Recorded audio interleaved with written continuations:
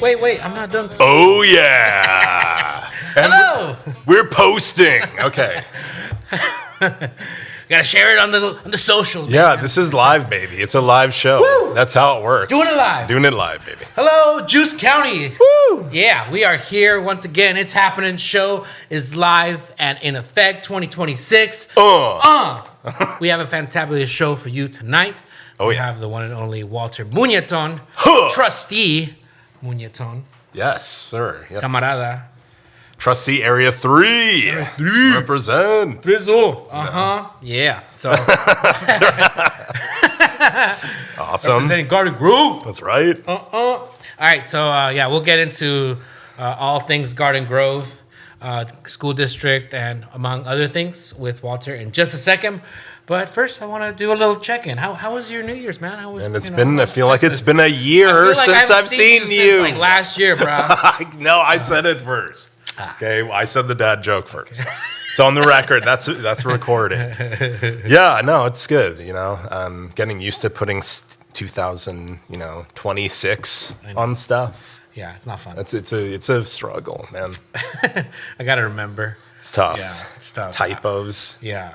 Yeah, well, it's a good thing we got ChatGPT now. No, actually, you're right. Yeah, Why am I even doing that? It tells me what I need to believe and think, and it's helpful. It really streamlines the whole. Where were you in high school, man? Oh, I know. That's we'll talk to Walter about all that stuff too. Oh yeah. Oh, AI's taking over. AI taking our jobs, man. Yeah, man. Yeah, pretty soon we're gonna have AI. Dylan it's happening. And Jose here. Yeah, now robot Matt Cedillo won't be necessary at all because the AI's way better. Right? Like, forget that. We're way beyond that crap. Yeah, no, we gotta get with the times. They're taking over. Robots are taking over. Virtual. That's why I'm nice to my ChatGPT. I say, can you please write this paragraph for me instead of just demanding it to.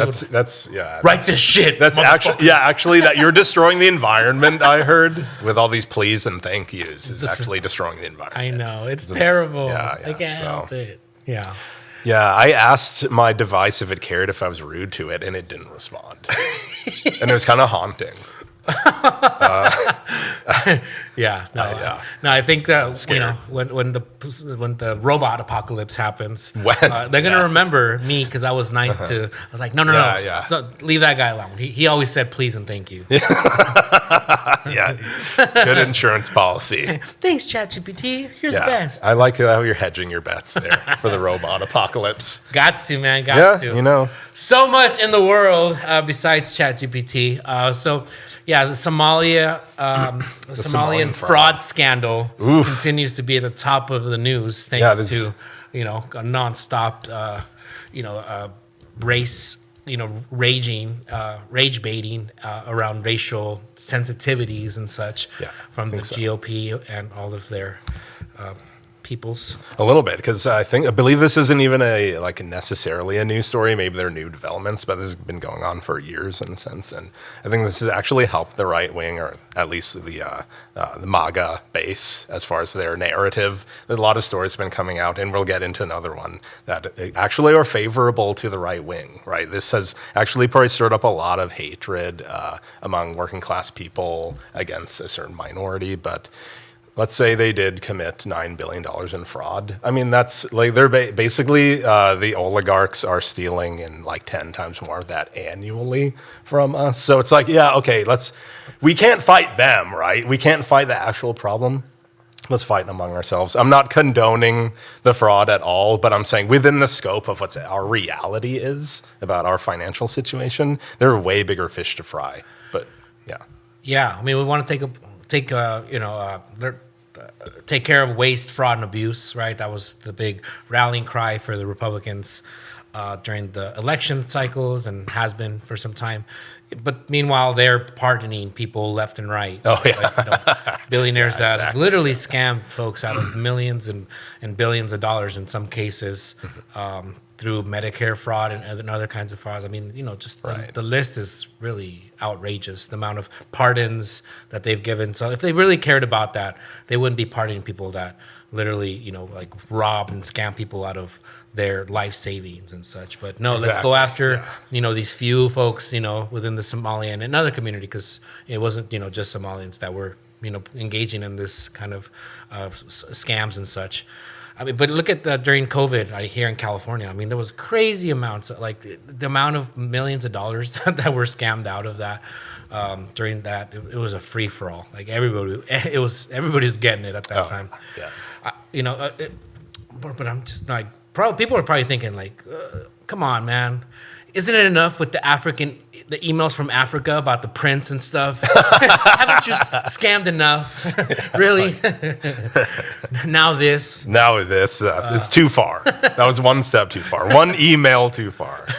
Even, yeah. No, but yeah, it's just ridiculous. They and it's same with like with what they did with Mexicans, like, oh, they're criminals, they're rapists, right? They just all this kind of rhetoric that just fuels the fire. And of course, this YouTuber that went, where it kind of started blowing up again. This YouTuber that went and tried to get in, but it's just like, you're a white dude with a camera. Like, we're not trying to let you in. Like, who the hell are you? Yeah. Oh, yeah. Like, the groundbreaking, intrepid investigation by our journalist friends. Of course, the state sent a bunch of folks to investigate them, and nothing, came out that was irregular. Like, but it's just fuel to the fire. And of course, Elon Musk and JD Vance are gonna share it, and people are gonna start getting all up in their feelings about it. And so, that's just kind of all the things that they got to do, along with the Epstein files, to, get you to stop thinking about how they're completely lost, the plot here. Exactly. When it comes to America First, engaging in foreign wars. Literally, I was watching this, and we'll get into that, but watching Trump before he got elected, criticizing, Obama and Bush for getting, rid of Saddam Hussein and Gaddafi and stuff. And it's like, well, now we have all these problems and stuff. It's like, dude, like, you would be really mad at your future self right now because you're doing exactly what you were criticizing back then. And there's a lot of that when it comes to Trump and clips from his past. But yeah, let's just jump into what is the most talked about thing of late. Of course, it couldn't be a new year. New year, same me. Welcome to 2026, motherfuckers. So of course, President Maduro was abducted along with his wife in this targeted operation that was apparently waged by the CIA. The DEA was involved. It's all around the belief that, of course, Maduro is this crazy narco terrorist, drug trafficker that is just, fueling all these tons of drugs into the country. Meanwhile, fentanyl doesn't come from there; it comes from China, and then it goes to Mexico, and there's other ways to get it. The boats that they're blowing up is just an excuse. A guy. Yeah. And so creating these pretexts to wage these wars against him, and right after he just won the FIFA Peace Prize, it's like, man, imagine what wars he would have gone into had they not given him that Peace Prize. Yikes! Never think about that. Yeah, man, he's a lot more prizes, I think. Yeah, to keep it to help zero. His ego out. I think. Yeah, this is what happens because we didn't give him the Nobel Peace Prize. But you know who did get the Nobel Peace Prize? Oh yeah. Yeah. Who? Our pal Maria Corina Machado. Yeah. So he told us stole Trump's Peace Prize. Yeah. No, she's got a story to tell for sure. And it was I'm like, this woman got a Peace Prize, the same Peace Prize that Martin Luther King got. Like, for doing what exactly? Well, I just don't really know, but. Well, Obama got it for just being Obama. That was right as he was drone striking people. Which, by the way, like for all of us that consider ourselves lefties, thanks to Obama and his drone strikes, he gave the pretext to be able to do these strikes on the boats, the fishing boats. Oh yeah. So they all build on each other. Like we had criticized it back then. I was like, dude, you shouldn't really be doing this. Like, oh well, it's saving us from having boots on the ground and having our people killed. It's like, well, okay, this is having other consequences. But yeah, he got abducted and now he's standing trial in New York City, right? Oh yeah, for narco-terrorism and other charges. Yeah, it's kind of odd though because there appeared to be very little resistance to his kidnapping. There was none of the helicopters. Apparently, 150 aircrafts were involved. None were destroyed or anything. I'm right here, guys. You can come and get me whenever you want. So it kind of suggests maybe a deal was made or something happened where maybe they made a deal with the next administration that's going to take over that might be more friendly. Because look, as it stands, it's still the Maduro regime. And he called himself a political prisoner in court today. Yeah, but effectively, his regime is still in power. So I think we have to wait and see what happens. It's kind of hard to say right now how this plays out because immediately, politically, if the Maduro regime just continues, you have to wonder, is the next person coming in going to be more U.S. friendly as a result of this deal? Or is this all just theater to distract from other things and send a message? Send a message to, China and the rest of Latin America about Trump has actively threatened Mexico, Colombia. There's talks of taking over Greenland and things like that even earlier in the year or last year, right? So it's all this Western Hemisphere, the empire's kind of crumbling and we're well, we need to consolidate in the Western Hemisphere and challenge the East. Yeah, there's just so many geopolitical factors to get into, which we don't have time to get into today. But before we get into our guest tonight, but yeah, there's just briefly, there's a play that has come into effect. Every time people start trying to get around American hegemony. And in the case of the Monroe Doctrine that's getting triggered now, this is the case that people want to be able to have control over Latin America, and the U.S. is starting to see that China is playing a big role in South America, in Argentina, and in Brazil. The BRICS. The BRICS is real. It's creating an alternative to the dollar, right? This is why the U.S. had so much power and so much influence over all these countries for so long. If you wanted to trade oil, you traded in this petrodollars, which was tied to the dollar. Right. And whenever anybody talked about getting out of that, Saddam Hussein, you're out. Gaddafi was trying to have gold back, trading with oil. Yeah. All of a sudden, we got to take him out too. So, and Venezuela was, fully just only trading in BRICS with China and stuff, which is why. And so, if he could do it, then other countries can also do it. So it was a show of power. It's nah, we can't have this stuff happen. It's bad enough that Cuba is over here being a crazy communist country, and you too, but you can't mess with our money. And the fact of the matter is, I like that they're out in the open. This is about oil. They have a huge reserve. They're just saying it. They took that from us. We're going to take that shit back. Oh my God. And nobody's going to tell us anything about it. Because if you do, you want some of this too? Basically, yes, it's a show of intimidation. Trump is big bully out here. And he literally said the other day, who's going to stop us? Yeah. And that is a good question. We have all the guns, and it's it's one thing to try to consolidate power in the Western Hemisphere by making alliances and deals that are mutually beneficial. And it's another thing just to have a gun and walk around and say, you better do it this way or we're going to come for you. And that's kind of our diplomacy right now. It's unfortunate. But I think it's actually going to serve in the short term to Trump's benefit, actually. His bases loves this. The left and neutral people don't, but it at least consolidates his base. I think it'll definitely make him less popular to his neutral people or, third party or obviously the left. But yeah, we'll see. I mean, he's chalking this as a victory in the short term.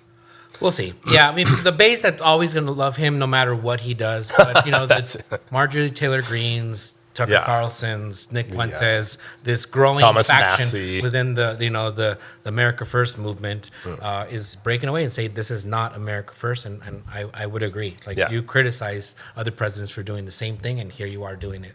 So it's this could draw another wedge in that divide already. I can see that. And I'm here for it. Yeah, yeah, let's go. All of it. Yeah. For sure. On that fire, baby. Well, all right, but But I think we're going to talk to Walter a little bit about that in just a bit. But before that, we want to bring him onto the show. Oh, yeah. Walter Muñeton is a father, husband, licensed clinical social worker, and trustee on the Garden Grove Unified School District for Area 3. Welcome to the show, Walter. Woo, woo. Welcome. Yeah, this guy. I like this guy. Yeah. Because he has the. I don't know if you know this, but it's been known by for many years. Many people say that Garden the best. That Walter has the best stash in OC politics. You don't say. Yeah. I was wondering if you would have it or not for the show. If you were between, because it seems like it comes and goes. I don't know if you have like in 2 days. It's like, this is like 2 days growth right now. It's like chia. Yeah. Yeah. How are you? How you feeling? Doing good. Thanks for having me. 2026. Let's go. Yeah, thanks for having me. Appreciate you all. But believe it or not, yesterday I did not have this mustache. I don't. Or not. Yeah. Are you like Middle Eastern Indian? Like, You put the growing in the Garden Grove part of it. I don't know. You put the grow in Garden Grove. There's something there. There we go. I don't know. All right. We're gonna work on it. We're working on it, guys. But yeah, it's really. We were just talking about how you were here for our 51st show, which was back in 2016. I think so. Yeah. And then more recently, it was like 172. Yeah. So at least third time on the show. Friend of the show, officially. Yes, 3 sir. times the charm. So, man. Lots to talk to you about. So I want to just kind of jump into it and stuff. So, like folks that we've had on the show recently, like Sandra de Anda and for Francisco, for activists, advocates, that are on the front lines of the issues with ICE. I mean, I know that as a trustee, you've had to confront these issues head on, and I believe Garden Grove has taken much bolder stance, on the side of immigrants than many other cities, and I think that's very commendable, and to the work that you and others of your colleagues on that board, but also on the city council, which your wife back then, your wife wasn't on the council, now she's on there, so y'all are like the like power couple. Yeah. Just like me and executive producer Yenny Diaz. Yeah, another well-known power couple. Yeah, man. But what can you tell us how that's been dealing with the situation with the ICE raids and the schools and the limits that you have about what you can and can't do with that? Yeah, no, definitely. It's interesting. It kind of feels like very like Twilight Zone for me because I got first elected in 2016 during Trump 1.0. So that was like my first like task, right? I had to do like how am I going to navigate this administration at that time, and we dealt with it then, and then 2024 rolls up, and it's like okay, like let's start all over again, and let's figure out what we're gonna do. But little did we know that this administration, the second time around, was gonna be just a lot more heavy-handed when it came to immigration enforcement, more so that we saw in 2016, of course. Yes. So one thing that I did right off the bat after election was, meet with my team at the district, our superintendent, and figure out like what are we going to do to support our students. Yes, we're going to build off of what we did in 2016, but I believe we just need to go a little bit, further. We had a lot of talks, and luckily a lot of that preparation that we did beforehand really helped us out and has helped us out currently as all of these, raids have been affecting our community. So, it's been fortunate that we were able to plan. We were the first district, and I believe the only district during the summer months when it was really bad, that we had our own dedicated hotline for all of our constituents in the Garden Grove Unified School District that was open Monday through Sunday at one point, where we got really slammed on the weekends as well, from 8 a.m. to 8 p.m., where we had Spanish, Vietnamese, Korean, Farsi-speaking staff answering phone calls, assisting families that either were directly targeted from these ICE raids, or maybe knew of somebody and wanted to get some help, some resources, etc. So we were able to get that going, and a lot of the community was really happy about us being more proactive rather than just kind of sit around and hope that something was going to happen. Oh yeah, that's super important, because I think there's a big story with a parent getting picked up in an ICE raid and maybe picking. I don't know the circumstances, but are you familiar with that story? Oh yeah. It was definitely I remember that day. Fielding a lot of phone calls that day, a lot of concerns, talking to local news media. But yeah, we had one of our parents at one of our elementary schools drop off their child for school first thing in the morning, like every other parent. And next thing you know, they're sworn by, masked agents from various different points, from all angles. And, this happened literally steps away from the school.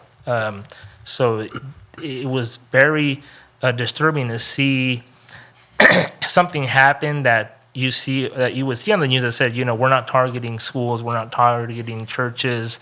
Right. There's this belief that there's going to be these safe zones, but we saw firsthand in Garden Grove Unified that wasn't necessarily the case. Later, after everything the dust had settled, we had found out that it was a case of quote unquote mistaken identity. But this mistaken identity, basically, you're a brown individual living in the city of Garden Grove, and that's your only crime, right? What is this quote-unquote mistaken identity? Yeah, they got profiled, maybe. They fit the profile. So it's I was BS, very upset about that. But fortunately, he was released after being interrogated for several hours. And was thankfully able to reunite with his family afterwards. But, that school community was shooken up for the whole day and many days after, right? Like, how can you not feel comfortable dropping your child, niece, nephew off at school with seeing guns drawn at you and mass agents that people don't even know if they are actually deputized and legally able to be law enforcement? Yeah. So it's super scary. Yeah. Yeah, I mean, it's you would think, and it was for so long, churches, schools, these were like sacred sites, right? They were sanctuary sites in the sense that people felt safe and protected. That things wouldn't be coming for them in the case with law enforcement and such. But the Trump 2.0 completely has thrown the rule book out the freaking window, and it's just anything goes, right? And then the ICE agents feel very emboldened to be able to go wherever they want, whenever they want, and take out whoever they want, however they want, like in whatever faction, whether it's like I'm just watching the video of this man in Garden Grove, seemed like an older guy, like I don't know, 50 or something, like getting like tackled and thrown to the ground and stuff in Garden Grove and all over, right? What we saw here with Narciso in Santana, like down the street from where I live. So they're really coming after us. And it's a scary time to be brown in our communities, but it definitely feels good when you have school districts that stand with their parents and try to do as much as they can, right? Like know your rights, figure out, how to keep kids safe. There's different protocols that teachers are taking it upon themselves. I mean, it feels very similar to the kind of things that we have to do for school shootings and stuff, right? This is a new normal that, we could have this. And like I said, the most scary part is like this.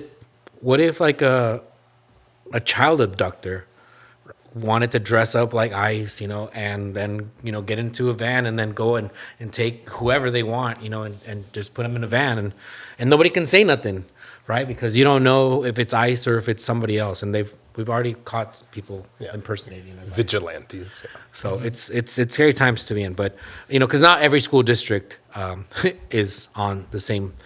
I mean, we're definitely not seeing that in Huntington Beach, for example. Pretty much. With city council. But what like besides that, there's been kind of like a right wing push within the school districts that we didn't see for a long time, but it's starting to happen in various school districts. We saw in Orange School District, there was a bunch of like right wing folks that were really adamant about not indoctrinating children, and just limiting conversations or education around civil rights, trying to attack or diminish ethnic studies. It goes from like teaching kids about slavery to teaching things about, potential, alleged genocide or ethnic cleansing in Palestine. So like, have you seen that recently in your school district or from parents and stuff about people kind of being overly focused on these kinds of things like indoctrination or the right wing talking points that they would hear in Fox News or things like that? Yeah, interestingly enough, I think I saw that not so much when I first got in 2016, but more so after the COVID-19 pandemic. I feel like that's when a lot of this right wing kind of organizing started happening with districts across the nation, and especially here in Orange County. You would have groups, a lot of them that weren't even from the jurisdiction that they were going to speak about. Speak about COVID-19 policies and procedures. Many a times that districts didn't even have like a say, and these were policies that were being passed to us by the state of California. But that's when I started seeing a lot of them starting to organize and come to our meetings. During that time, it was about, our kids shouldn't be wearing masks. We even had some people say like there should be no hand sanitizers and soap in restrooms. Kids need to be able to like feel all the germs and just get all out. I was like, bro, that's a pretty aggressive no soap. Now. Yeah, I was like reading some of these emails and hearing some of these comments, and it's like, as a trustee standing there, you have to keep a certain poise, right? And there were just times where I was like, really, dude, like, what the hell going on here? I thought like Ashton Kutcher was gonna come out and like you got punked, and I was gonna be like taking crazy pills. Yeah, but yeah, as a more recent, you have this whole notion of like you folks are hearing things from Fox News. They're getting all riled up. They're talking about us allowing teachers to indoctrinate students to do X, Y, and Z or not do X, Y, and Z, and there should be some ramifications and, discipline for teachers that allow this type of stuff. But, like I said, a lot of the folks that come out and speak or email don't live in our jurisdiction. They are coming from the IE, the Inland Empire, they're coming from all sorts of places. And for me as an elected official, if there is somebody that's spewing a bunch of nonsense that doesn't align with my beliefs and they don't even live in the area that I represent, like, I'm not going to waste my energy and time on that. Like, you guys do what you want to do, but that's not happening. The majority of our parents and community members are, very community first, community focused. They know who the residents are. They know who the students are. Like they're not about that. But I still will say though, however, that being said, that of course, there's definitely going to be some folks that don't align with some of the policies that I'm trying to push or some of the projects that I'm trying to get, for our district. And, there's going to be haters, of course, and they're going to come out and speak. And strongly worded email. Part of the job. GPT, can you write an email? Make it angrier. Angrier. Just keep. Generate an image. Can you be subtly racist, but not overtly? Yeah, just like, slip in some references. Man, that's tough. That's where they get paid the big bucks for over there. Trustee. Actually, they do not at all. It's largely a labor of love, right? Yeah, definitely. You get like a little stipend or something.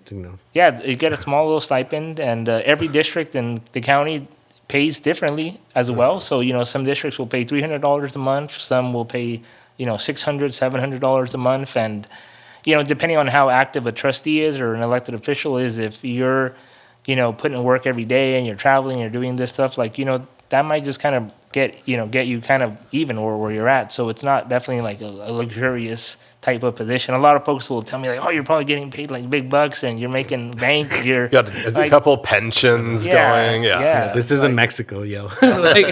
like over there, yeah. Yeah, Like, so you sacrifice a lot.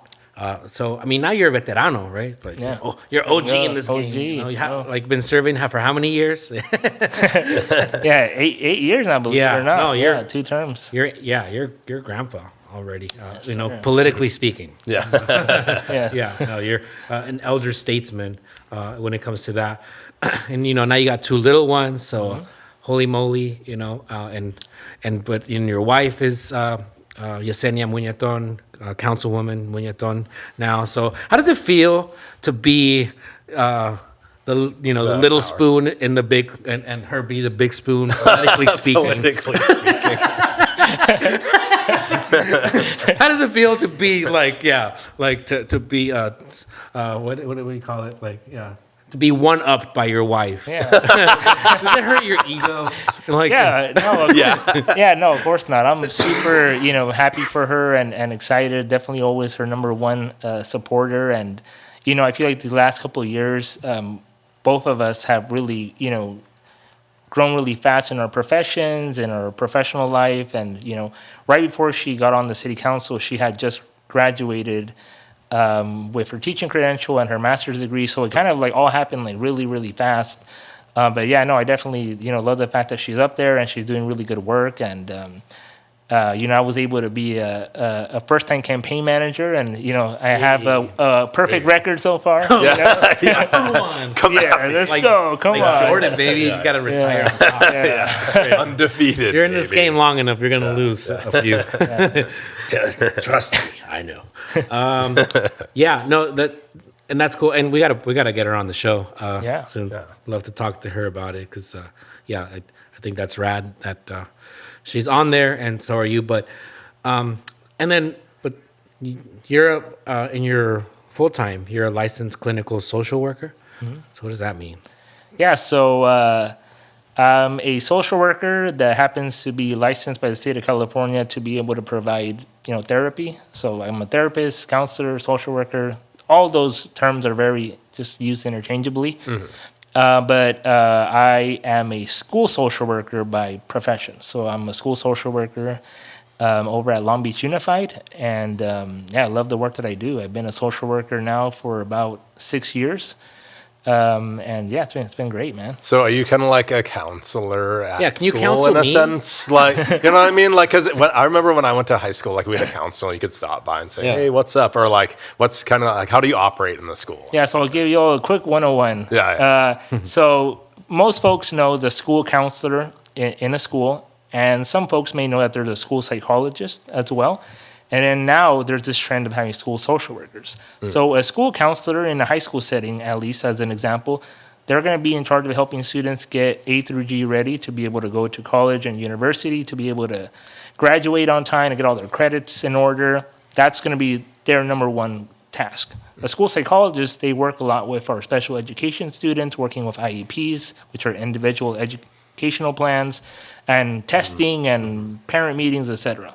A school social worker is going to handle more of that mental health component, meeting students one-on-one and actually providing some type of small therapeutic intervention, short-term, get them regulated and get them back into class. So a school district that employs all three in one school setting is a gold mine. Like, they're investing a lot in mental health. Mm-hmm. And all three of those professions that I just mentioned also work interchangeably as well. A counselor can also counsel, a psychologist can also counsel as well, and we all just work as a team. And counselors can psychologize. Psychologize. That's the verb. Yeah, or psychoanalyze. Yeah. That's right. So you're saying that not every school district has all three of those. Oh, positions. no, yeah. You know, there is some, you know, state laws that require, you know, certain amount of counselors, maybe require like a psychologist. Definitely there's no laws saying that there needs to be a school social worker. So yeah, there are some school districts that will just do the bare minimum, right? They'll have one counselor for, I don't know, like 2,000 students, and that's it. That's all they have. There's no other support system. And then you have other districts that are more progressive in terms of mental health that employ, a full-on mental health department just for their district. What school are you at? Long Beach Unified. Okay. Yeah, because you couldn't be that at Garden Grove. No, because I would be theoretically voting for my own race. I'd be like, hey, 30,000 raise, let's go. I mean, you could. It's like a conflict of interest. Yeah, it's a have an conflict of abundance interest. of caution. I will have to recuse myself from this. You could do that, right? Yeah. I mean, they do that all the time on city council. That's great. No, but what is awesome then from your position is that you're able to see, have an ear to the street that other trustees don't have that experience or that knowledge or like that really understanding, because you're talking to students and you're connecting with admin and so you really get a sense of, I mean, of course, Long Beach, it's its own, kind of situation, but I mean, there's Southern California, we're all kind of facing similar challenges, right? Or where the kids are, right? Yeah, I learned, a lot. I'm on the school board in Garden Grove Unified. I'm the only trustee that's a school employee, that's a parent of the district. So those definitely help me out when it comes to making, decisions for the benefit of the community. Heck yeah. Yeah, I was wondering, because of that unique work and personal experience being a parent, even, do you think that's guided some of your, do you think there's a specific policy choice that helped you make or you drove you to push for or anything? Oh yeah, for sure. That? When it comes, especially, I have little ones and, they're toddlers. And, before having my little ones, I didn't really think too much about early education. I was really more focused on high school and middle school education and making sure the school to prison pipeline was ending. And I was really hyper-focused on those aspects. Right. But then when I had my own toddlers, I was learning more so a lot about early childhood education and the importance of literacy and having access to universal TK and TK and this whole, statewide initiative that happened with having, transitional kindergarten before regular kindergarten. And one of the policies that I pushed for along with my colleagues was we actually initiated our transitional kindergarten before the state mandated us to do so. So we did it 2 years prior to it actually being in effect. So we were able to provide our parents with the option of enrolling their kiddos in TK, which was a really big lift off their shoulders by having, in essence, childcare for a lot of these families to go out and work. Oh yeah. So it was awesome. Oh yeah, it's pretty proactive. Yeah. For the early childhood development, super important. Yeah, I think you have a unique perspective on the school district, I think, because of your work and even your ward, because it seems isn't part of your ward or your trustee area split between Santa Ana and Garden Grove? Yes, yeah. I always tell folks that I'm 2 Santa Ana for Garden Grove and 2 Garden Grove for Santa Ana. You're I love them both. Yeah. Yeah. But yeah, I represent constituents in both, West Santa Ana, so pretty much west of the Santa Ana riverbed is all Garden Grove Unified. And then I also represent a large portion of residents in East Garden Grove, so it's great. I love it. Yeah. Get a little bit of both worlds. Yeah, you repping both sets. Exactly. Both. And I was kind of wondering, I can eat some fun too, Yeah, fun tacos. There you go, man. Yeah. But I was thinking, I don't know what the demographics are, but if there's a large Vietnamese or Hispanic community there and maybe with respect to the ICE stuff that's happening, maybe each community has their own concerns with regard to immigration policy. And have you seen that there's differences or overlap or I feel there is a lot of overlap. My trustee area is the trustee area with the highest concentration of Latino Americans in our community. Although I still do represent a large Vietnamese American community, but I feel a lot of the similar values are represented in both of the cities that I represent, and I'm fortunate and blessed to work with city council members on both the Garden Grove side and the Santa Ana side that represent those areas. Tybia Van, Jonathan Ryan Hernandez, and of course my wife, and then Ariana Restegui. Nice. So I have a good core of folks that I'm able to communicate with because we share constituents. Oh yeah, totally makes sense. Yeah. Is the new OC light light rail streetcar gonna come down your district or no? Damn. Yeah. Does it end there? Like, wait. Whack, son. Yeah, I was so pissed when that. Oh man. All right. Yeah. We got to put the Garden Grove Unified offices over there so you can take the trolley in Right. and they'll stop right there. Yeah, but yeah, it stops on Westminster and Harbor. But yeah, And what is there in Westminster and Harbor? It's a mix of kind of like small business. You got your McDonald's, more of a larger chain business. There is not a whole lot. Yeah. Like it's not the ghetto, right? Like, But- welcome to Garden Grove, motherfucker. But strategically, I'm just trying to think. why would stop be there? Yeah. It just the whole thing didn't make sense. A lot of the communities were not well prepared for this move. Right, there was not many opportunities for discussion and collaboration. And if there was, there's always these very cheap attempts, right? And they'll flyer a community or send out a letter and, nobody showed up, so nobody cares. Everybody loves the streetcar project. We're good. Let's do it. That was Miguel Pulido's passion project. That's his legacy. Might as well be called the Miguel Pulido. Yeah. Light streetcar. The Pulido putt. Yeah. The little engine like Casey Jr.'s freaking Train to Nowhere, sponsored by Miguel Pulido. Yeah, it was a real boondoggle. It took millions of dollars over budget. It put a lot of people out of business. Anyways, I don't like talking about the streetcar, but because it's a done deal, there's nothing we could do about it. It was a grant. But it just kind of like, but to your point, sometimes I've always said first world, transportation developments don't favor the community or working class community. More often than not, these things displace the communities that will never be able to benefit from having these things. So, and that's kind of the challenge that you have to face when dealing with politics, right? Like you have to sometimes take difficult decisions that are going to divide some of your constituents. Some people are going to love what you do and love what you do. Some people are going to be like, I can't stand that guy with this stupid stash. I'm so jealous of his mustache. Damn his devilishly good-looking mustache. We were joking before the show started that we were going to bring in Walter with the Sublime song that put Garden Grove on the map, of course.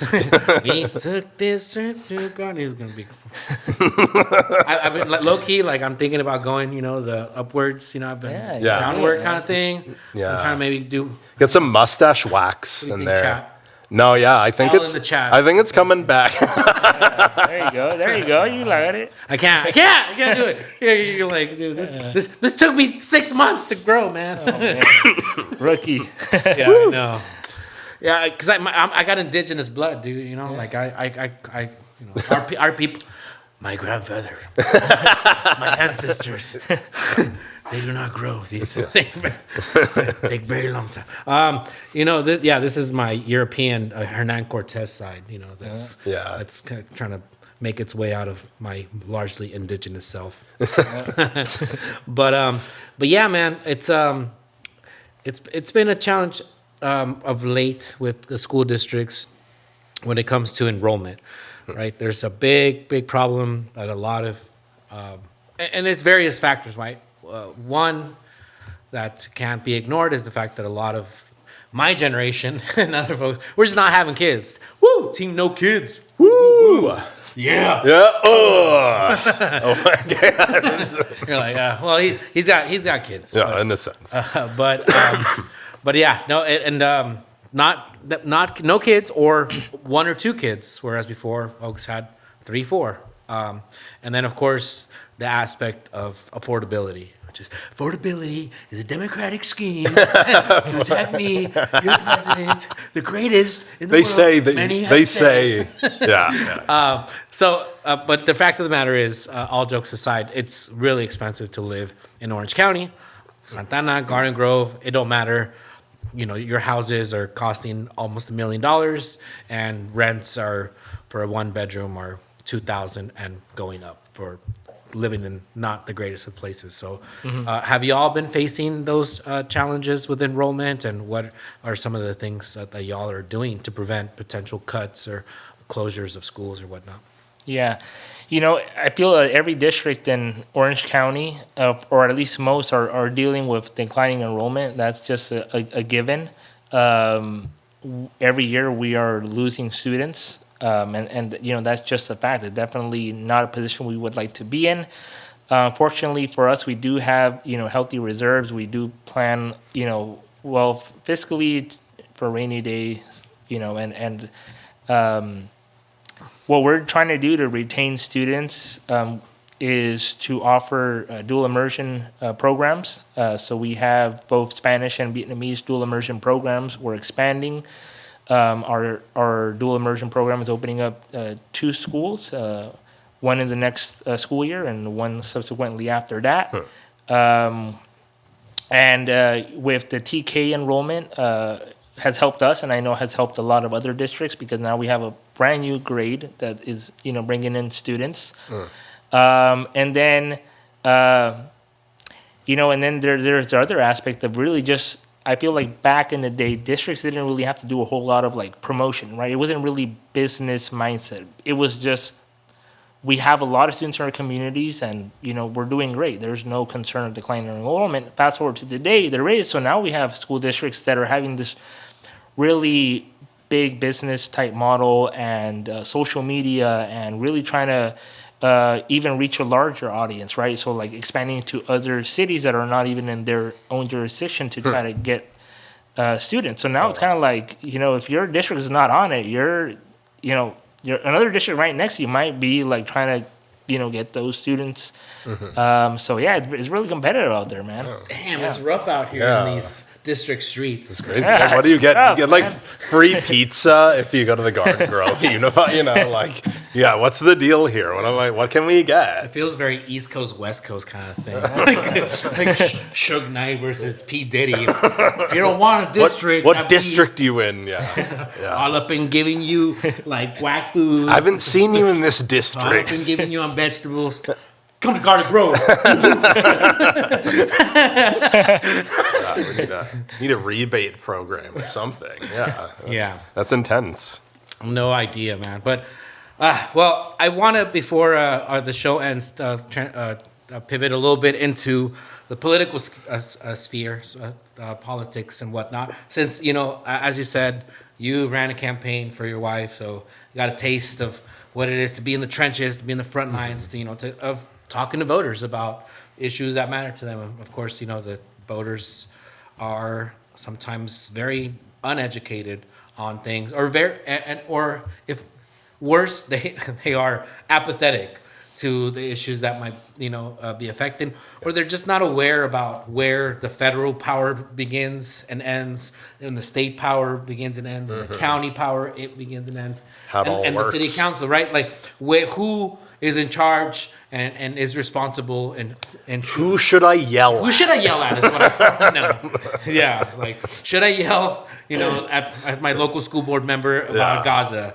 Like maybe I think so. I should unleash all of my anger on them and my city council member. Maybe not. Like but depends. But there is a situation right now where the Democrats are very unpopular, as is the president, of course, as is Congress, as is Supreme Court. Basically, Americans don't like anything that's going on in politically speaking right now. There's a lot of disillusionment. I feel that's partly why Trump got elected. Like a lot of folks, they were just like, after Trump, after COVID, after Biden, they're like, you know what? Yeah, let this guy come in. Just jazz time. Let's jazz it up. Yeah, I was like, woo! That was. Let's go. Taking a risk, baby. That was a risk. Playing I think the Joker card. Yeah, people are regretting. So what are you looking at? Because there's a real tug of war with like a conservative, more moderate wing of the Democratic Party and the progressive wing, like the Mandami AOC. Like, how do you see it playing out next year's elections with primaries and whatnot? Yeah, I feel like, just really depending on, who's running, what area they represent, who are their constituents. A lot of people might be just tempted to resort back to the same old Democratic Party that it's always been, right? They may not, learn from these major wins like Mandani and gain something out of it, right? It's just going to be more so same old, and really just put out a message of, I don't know, just the same old Democratic Party talking points. But, I'm hopeful that at least, locally we're going to, start to see some younger folks, more progressive folks really challenging the status quo, at least here locally in the Democratic Party, taking these positions, and really just trying to appeal, to your average voter. I think that's one thing that I learned a lot, running this campaign, this election cycle, and talking to constituents. And, a lot of them just want, just the bare minimum. Give me a government that's for me, that's for the people. Give me, an elected official that really gives a damn, And I feel like a lot of elected officials or prospective elected officials, folks that are running for office, just want to give these sound bites, but they don't really know their audience. I'm not definitely, too optimistic about it. That seems fair. Based on the evidence so far. Yeah, I don't know. Orange County is a different beast, and we've talked about this off this show, and I tend to do my politics a little bit different than others. And I call it out as it is. And I feel like, members of Congress here in Orange County or our state legislators, they're not really taking these, stances that they should be taking. And although I'm a board of trustee representing a school district, a lot of times I take positions on issues that are statewide and nationally that other trustees may not take, but I choose to do it because it affects my residents regardless. So, if they don't see their local congressperson taking these stances and not having a champion to, fight for them, at least I can put out something, right? And try to provide some type of segue and hey, how can you craft a letter to these folks that are not working for you? How can you go to their office? How can you try to schedule a meeting? That's kind of the way that I like to look about it. But yeah, to answer your question, I don't know, man. 2026. Yeah, it's a toss. Yeah, it'll be tough. It is. Well, what about locally? We're looking at the governor's race. I was asking Victor Valladares, friend of the show. Shout out, Victor. He's out there watching us. About who we would want for governor. And I was just I don't know. Katie Porter seemed like a front runner until she came out. She got blown up. Kind of a wench. She got canceled. You get out of my freaking camera. But who knows? Now we got Eric Swalwell, that rich guy that was really about climate change. I forgot his name. Tom Sawyer. Tom Steyer. Steyer. Yeah. All we said was that no Villaraigosa. Yeah. That's hell no. We just know who we don't want so far. No Antonio. That's kind of I'm gonna be my shirt. Hashtag hell no Antonio. Yeah. We got, so who do you got on that? Who's your horse? Interestingly enough, I was able to be in person at a panel. I don't think it was a debate. It was just more like candidate forum at the California School Board's conference up in Sacramento this past December. And I was able to hear all the candidates that were running for governor, at least the ones that showed up, as well as for state superintendent of instruction. And I feel like the vibe in the room, with hundreds of people watching this in person, it was just kind of mid. Yeah. There was really not nobody that no really one's inspiring anyone. Out, What about Tony Thurmond? He was he's a cool cat, I definitely do, like some of the stuff that he's done or has done while he's on the state superintendent side. He actually visited one of our schools, nice. In Garden Grove Unified a couple of years back during the pandemic. But yeah, I haven't made an official endorsement yet, so I'm just kind of just looking, see what happens. All right, so we'll see. Yeah, I could be persuaded. Yeah, we'll need to be because it sounds like no one's really super excited about any given candidate right so now. we're gonna have Congressman Muñeton, huh? That's Woo! Yeah, I mean, do you term out the school district? No. Oh, there's no term Zero limits. term limits. I was in office forever. Well, that's probably good. Like, yeah. I mean, I say keep going for it. I think you have a unique perspective you bring to that. That's awesome. Yeah. Like, what are your plans, like, politically? Are you going to say? Well, here's one other question I was wondering. Can you be on the city council of Garden Grove? Not while I'm on the school board. Or if your wife is too, does that matter? I don't think it'd be possible because we're both in the same district. Oh, But okay. theoretically, I could possibly be like mayor, or she could be mayor, and I can be on that council seat kind of deal. I think that would be the only I see. workaround. Oh, okay. Yeah. But I don't know. That'd be kind of weird. Like, Yeah, we're together, power together. couple. Yeah, no. But do you intend on staying on at the school district in the meantime? Yeah, for at least the short-term, or- next, couple years, definitely still plan, at least for sure, to finish my term. It's up until I have every presidential election I run. But I do definitely have, sites for higher office. So hopefully in a couple of years, Watch out. we'll see where that goes. You heard it here first. Yeah. Heard it here first, folks. Breaking news. It's happening. Breaking news. Yeah. Yeah, that's exciting. For sure. Yeah, I was gonna say like you could live somewhere else and y'all could be like You have an I have a apartment over townhome here. and she and, lives like- with the kids and stuff, but we're still together. or you need to find like a ward boundary where there's like two houses that are next to each other. Yeah. And I'm not trying to pull an Andrew Doe. Hey, yeah. The Andrew, don't, please. Yeah. You know, like, Yeah, we're full of puns and oh, jokes.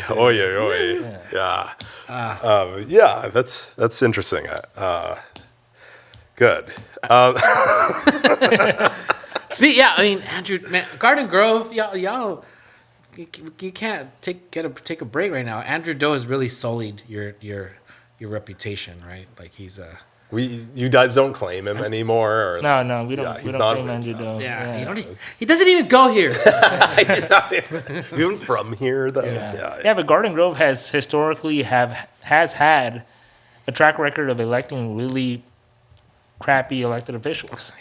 On the school board level as well as on the city council level, and that's how I actually got involved in politics in Garden Grove. And the first time I met Bao Nguyen, who was former trustee and mayor, and that's actually how I got involved in politics. I was never, had shout out to all the organizers out there that then became elected officials, but me, I really got into it just, straight from watching the candidate forum in Garden Grove and meeting, Bao at the time, and that's how I kind of got involved. But yeah, Garden Grove is just an interesting place. It's dirty politics for sure, a lot of special interest. But yeah, I learned a lot running that campaign, and luckily we were, victorious, and we're doing some really good work out there. We have an internship program where we're basically helping students prepare them for leadership positions. We have a group of about 20 interns. Nice. Call ourselves Team Muñeton, so shout out to Team Yes. Muñeton. Hey. And we're Team preparing Cash. them. We're preparing them to organize, get involved in their communities, and they're doing really, really good work. And we're doing the people's work. Nice. Yeah, that's what I was going to bring up. It's the amount of impact that you're having on young people, and all these leaders and future leaders that are like going on to just become really amazing members of society. So that's really great that when you're able to instill that and have the next generation of young peoples that can carry the torch. But it's because you see like people like David Hogg, or locally we had Diego Sarmiento, who's just, going to Harvard, got a perfect score on his It's like an LSAT. an LSAT, and so and there's other people. You just get inspired, right? There was recently a Save Votes conference, with different people. A friend of the show, Jose Moreno, spoke and about trying to look at campaign finance reform, right? Because as you know, money in politics after Citizens United has just really made a situation of corruption that's always going to be there. When there's power, there's corruption, and the Smoke, sideline- there's fire. Yeah, when there's smoke, there's fire. But this has really just exacerbated the problem. But there's a lot that can be done on the local level to try to minimize, influences of special interest. That needs to be done, right? Yeah. Yeah. Yeah, I'm glad you brought that up earlier, that we shouldn't despair. There's a lot we can do, even through the party, right? Like, I think, especially on the local level, you're an example of it, all the programs you can do. I was wondering, we're getting close to the time. Are there events or, like, contact information? How can people get involved or participate in any events that are coming up? Yeah, so we're doing a lot of community events in Garden Grove. Our most closest one that we're going to be having, we're doing an MLK Day of Service at Hastur Basin Park in the city of Garden Grove. And we are going to be working hand in hand with Vicente Sarmiento's office, Board of Supervisor, OC Parks, myself, my wife, Councilwoman Yesenia Muñeton, and Councilwoman Ariana Arestegui. And we're basically, putting a call to action for any folks that want to come out and have a day of cleaning, Hastur Basin Park, a local park that a lot of our families use to play, have fun, have picnics, and have sports. And, we want to make it nice for them, and we want to, do a service and really empower our youth and our community to, look after our spaces, right? These are our sacred community spaces, communal spaces, and we're doing that. And, we do a lot of different events. But, a way to get a hold of what we're doing in Garden Grove, just reach out on social media at official Muñeton. Can reach out, see what we're about, see some of that comrade action, Yup. Power To the people. I actually went to one of the events that you and your other colleagues organized, right? That soccer tournament. I believe it was a fundraiser, right, for the young folks. And I got to bust out my extra goalie skills that they did not see coming at all. They're like, damn, this old guy right here. All right, Unc, what you got? Like, I was like a young Jorge Campos out there, bro. I was like, boom, It's like diving after it, like, give me that ball, gonna girl. get scavenged with it. It was like Clutched it out. Yeah, it was like literally like it was co-ed, so there was like girls, but they were tough. The Yeah, girls yeah. were tough. It was They a were good- tougher than the guys. Very competitive. Very There was a couple competitive. of times where we'd be like, hey, all right, take it. You're like, easy. whoa. It's just a game. Yeah. No, I will say you did really phenomenal. I think you had a clean sheet, if I'm not mistaken, on the game. But having events like that collect funds to give back to the community. This was to support impacted families that were affected by recent ice raids. And one of the things that I really love about what we're doing locally out in Garden Grove is using our platforms to uplift other community groups and community members to actually create their own organizations. So what was happening right now in Garden Grove is a lot of local residents are creating their own orgs. So back then there was just a vacuum of seal of like, okay, only your right wing folks are going to be the ones that are organized, the ones that are having their groups, and they're going to have all the political power spread out through the city, right? But now what we're seeing is a lot of younger residents taking this into their own hands and creating orgs and using these orgs to uplift other people and other community members. So now we have run clubs that are coming up, like Mother Runners Run Club, shout out to them. We have book clubs that are starting to come up, knitting clubs. We have Ice at a Garden Grove that's doing a lot of great work. We're working a lot with Harbor Institute, Be It Rice, groups that have already been established, but also having newer groups that are maybe hobby-based, but when it comes to it, their heart and soul is into the community. So when we need their support for community action, whether it's city council or school board, we can tap into that network. And now, or in the past, maybe 4 years ago, I could only pull maybe 5 or 10 people, and now I can pull 50 to 100 people for an action. So we're doing some good work out there. It's connecting, even if it's knitting, less controversial than the ice out of Money Club, but it's connecting people, right? Yeah, you need it all. I know, there's a whole other topic, but is Garden Grove a community schools district? Yeah. So we have millions of dollars that we received for our community schools program. We started off piloting, I believe, 4 or 5 schools, and now we are at like 15 to 20 of our schools are community schools. So we've been able to have some really great events at our schools. We've actually partnered with Vicente Sarmiento on some of our events. And we're just doing a lot of good work because of this grant that was given to schools. And the sad part is a lot of districts aren't taking the initiative to apply for these grants, right? Because they're not going to just give them to you. You have to go through a process. You got to apply and the whole thing. And our philosophy is, well, if they're not going to apply for it, we sure as hell are. And we've been blessed to get a lot of our applications approved for this grant because a lot of people aren't putting their legwork in. Yeah, it's kind of a skill, right? Like, typically you have like some kind of grant writer. I don't know, like maybe you can have AI do it now. Does ChatGPT do a good job at grant writing? Like, hey, no one else is applying. Like, yo, go, like, hit me.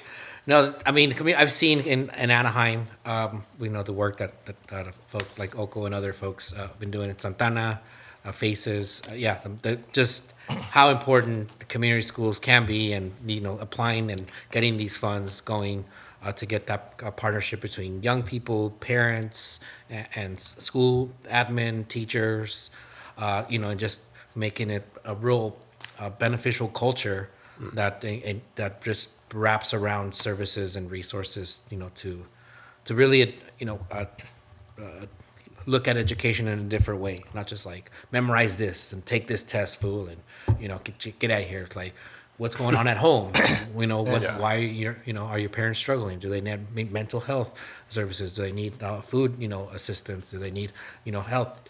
It's just and young people, right? So it's it's really good that Garden Grove has that, and I'm sure that the students there and parents and everybody's better off because of it.